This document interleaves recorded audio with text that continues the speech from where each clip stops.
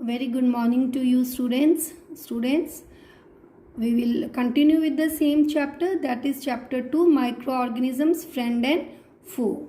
Please open page number 24. So in the previous class we discussed about bacteria. I gave you some questions for assignment also, and today we will discuss about virus. What are virus? Viruses are also microorganisms. Okay, now just see here. I hope you can see the book nicely.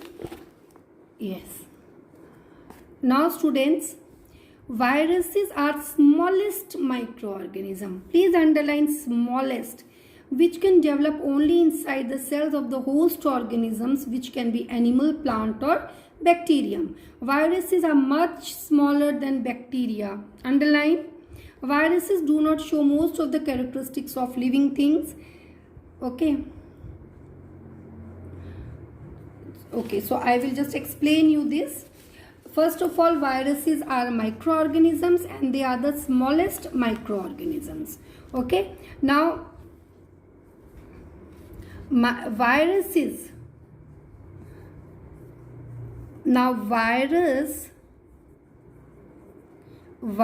are microorganisms, so they should have the characteristics of living organisms. What are the characteristics of living organisms? They need food, they respire, they excrete, they reproduce. Okay, so these are the they move. So these are the characteristics of living organisms. So living organisms, whether they are microorganisms, whether plants, whether animals, they do perform all these you can say life processes. Okay, but virus is a microorganism, is a living organism, but it doesn't perform these life processes. It doesn't feed, it doesn't respire, it doesn't excrete, it doesn't reproduce. Okay, and it doesn't show most of the characteristics of living organisms. Viruses, they behave as a non-living things. But viruses, when it enters the host, please pay attention. What do you mean by host? Now viruses, when it enters the body of other living organism, like it can be plant cell, it can be bacterial cell, it can be animals. So when these viruses, they enter the other living cells, which can be animal cell, plant cell or a bacterial cell, okay, then they reproduce. And these cells, okay, the cells or the bodies in which virus enter are called as host. Okay, host is the body or host is a cell in which the virus or in which any foreign organism enters. Not only virus, but even it can be bacteria also, it can be virus also, it can be any you can say protozoa also. Understood? So when virus enters the host, okay, it reproduces. So reproduction is a characteristic of living organism. So you can say that inside the host it behaves as a living organism. Can we say like this or no? So when inside the host, virus behave as a living organism because it reproduces, it increases in number. But when it is outside, it doesn't show any of the characteristic, it does not even reproduce. So outside it doesn't increase in number. Have you understood or no? Just see here. Viruses do not show most of the characteristics of living things. Please underline.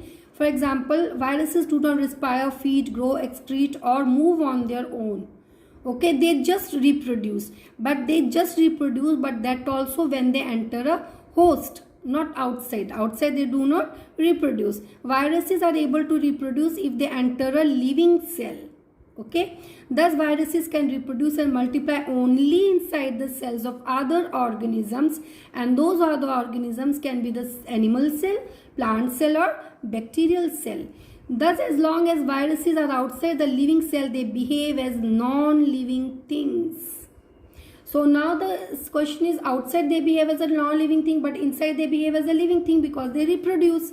Okay, So due to this reason, viruses are said to lie on the borderline dividing the living things and the non-living things. Viruses are agents of diseases. Viruses cause diseases. Okay, the diseases caused by virus is common cold, influenza, measles, polio, chickenpox, smallpox. They all are caused by viruses, and now the latest disease is a highly infectious disease because of which you all are staying at home and not attending your school. That disease is COVID-19, which is caused by coronavirus. Now the two examples of viruses are common cold virus and human immunodeficiency virus. Please underline. So these are the two viruses. Human immunodeficiency virus is also called as HIV. Common cold virus causes common cold disease, and HIV, okay, this virus causes AIDS disease. So AIDS is a viral disease, okay, and the full form of AIDS is acquired immunodeficiency syndrome. Diseases caused by virus or viral diseases. What are viral diseases? Viral diseases are the diseases caused by virus, cannot be treated with antibiotics. Very, very important. So this is generally a misconception that if anyone will suffer from common cold and if you will take antibiotics, you will be cured. No, common cold is a viral disease, so it cannot be cured by taking antibiotics. But sometimes the doctors, they give antibiotics. Why? Sometimes when you suffer from common cold, sometimes the doctors they give antibiotics. Generally when you have fever, okay, when you have fever in common cold, suppose one day you don't have fever, 2 days you don't have fever, suddenly you have fever, then doctors give antibiotics because there occurs a bacterial infection. What? Bacterial infection. That is why they give antibiotics, because bacterial diseases or bacterial infections can be cured by antibiotics, but not the viral disease. So if viral diseases can be cured only by antiviral drugs. Okay, understood? Now we come to another group of microorganisms, that is protozoans. Protozoans are single cell microorganisms. Understood? One cell only. Okay, and they are generally called as animals. They are classified as animals. Just remember, they are single cell and they are classified as animals. Now these protozoans, where they are found? Generally they are found in ponds, lakes, dirty water, drains, rivers, sea water and damp soil. An example of protozoa are amoeba. See, this is the picture of amoeba. Paramecium, they are protozoans. Okay, Antamoeba, this is a protozoan, and Plasmodium. Plasmodium is what? It causes malaria.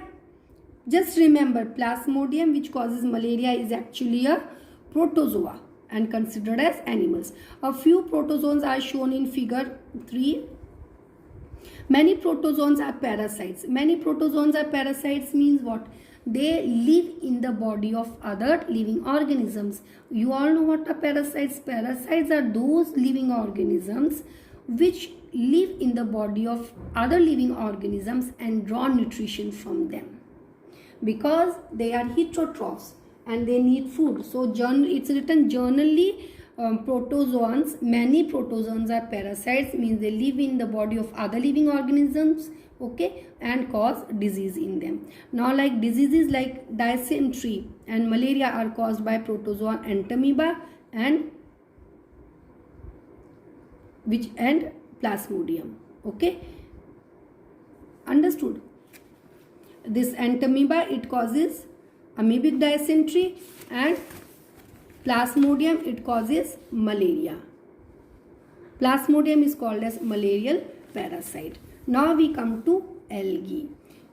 Students, this algae is a large group of simple plant-like organisms. Now students, this algae, it contains large number of organisms, and generally, I am not saying all, you can say most of them are multicellular, means they have more than one cell and they contain chlorophyll. So algae, they contain chlorophyll. What does it mean? They are able to perform photosynthesis, they are autotrophic, and they can be considered as plants. You cannot consider them as true plants, but you can say they are plant-like organisms, because these algae, most of them are multicellular, made up of more than one cell, and they contain chlorophyll. So if they contain chlorophyll, you can call them as plant-like organisms. But they differ from plants. They are plant-like organisms. Students, you should understand the meaning of each word. Okay, then you will have a proper understanding, then you will not learn the things by heart. Now algae, you cannot call them plants, but they are plant-like organisms. You cannot call protozoa as animals, but they are animal-like organisms. Now, but how these algae differ from plants? They differ from plants because plants, they have a proper root system, shoot system, they have leaves, but algae, they do not have. They are not differentiated into this root shoot system. Understood? Some of the example of algae are Chlamydomonas. See this picture. This is Chlamydomonas. Spirogyra. You can see this is Spirogyra. Okay. Blue-green algae, diatoms, and seaweed. So these are the examples of algae. Underline. Only some of the algae are unicellular. Most of the algae are multicellular. What are the unicellular algae? Chlamydomonas and diatoms are single-celled algae, whereas blue-green algae and spirogyra are multicellular. Remember, unicellular algae is Chlamydomonas and diatom, and multicellular algae is blue-green algae and spirogyra. And blue-green algae has the ability to fix nitrogen gas of the atmosphere, about which we discussed in previous chapter.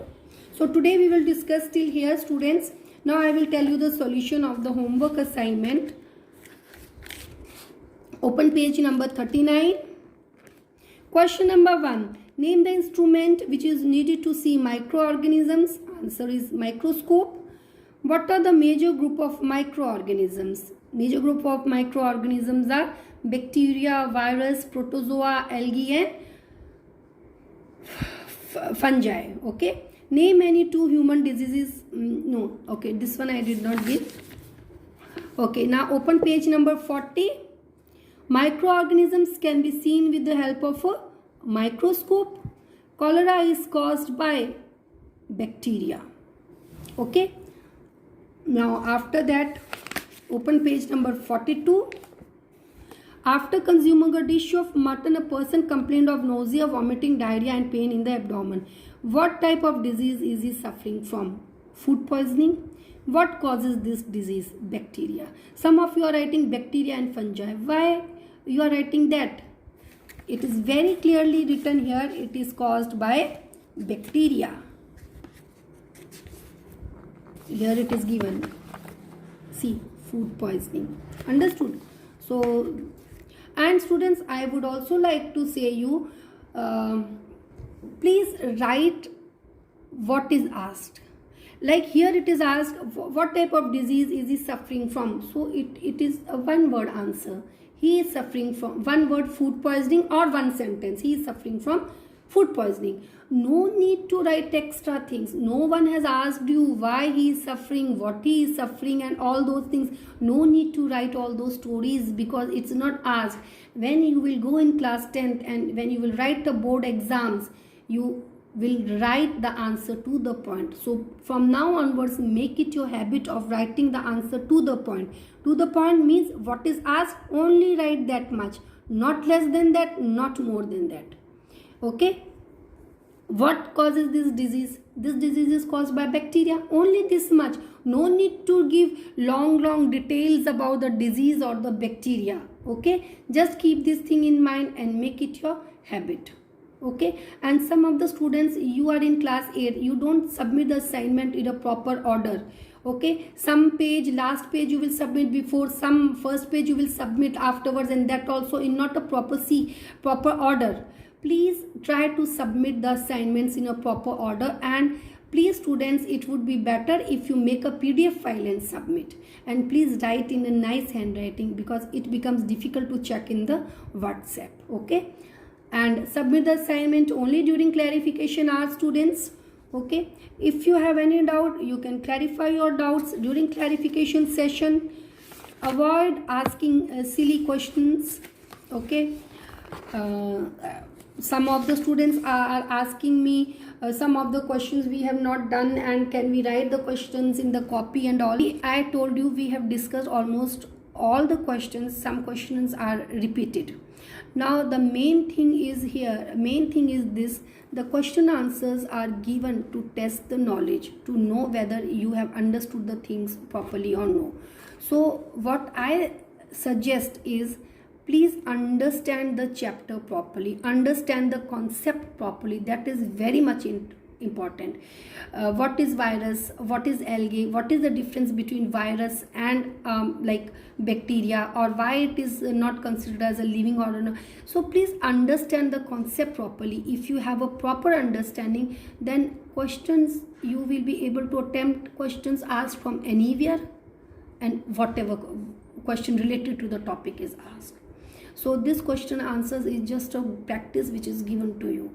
Okay, if you will not understand, then you will learn the things by heart, and then you will learn now and next day you will forget. But if you will understand the concept, if you will understand the things, you will never forget in your life. And then whatever question is asked from whichever source, whichever book it is asked, you will be able to attempt it. So I will also suggest you that the homework questions try to do on your own without referring the book.